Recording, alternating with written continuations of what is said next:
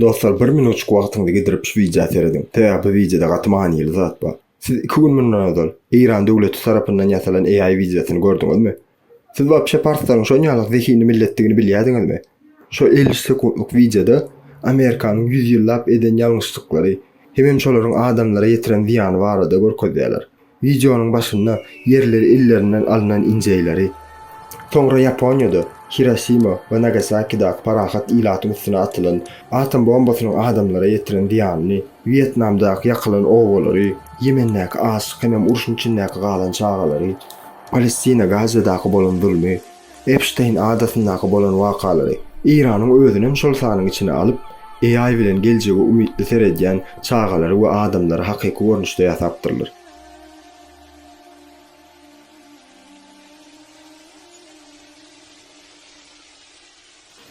Videonun soňlaryna Iranyň bir raketasi Amerikadaky azatlyk heýkeliniň üstüne düşýär.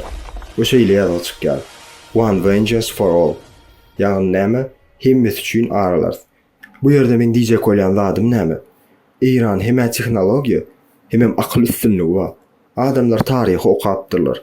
Hem şonu häzirki döwür AI bilen birleşdirip, şol adamlaryň sesini urupdyrlar. Köpüňiz bilýänem därsiňiz, wapşe Iran dünýäde iň köp injiner ýetişdirýän 3-nji ýurt. Seredin dünýäde diýen, Aziýada diýemok.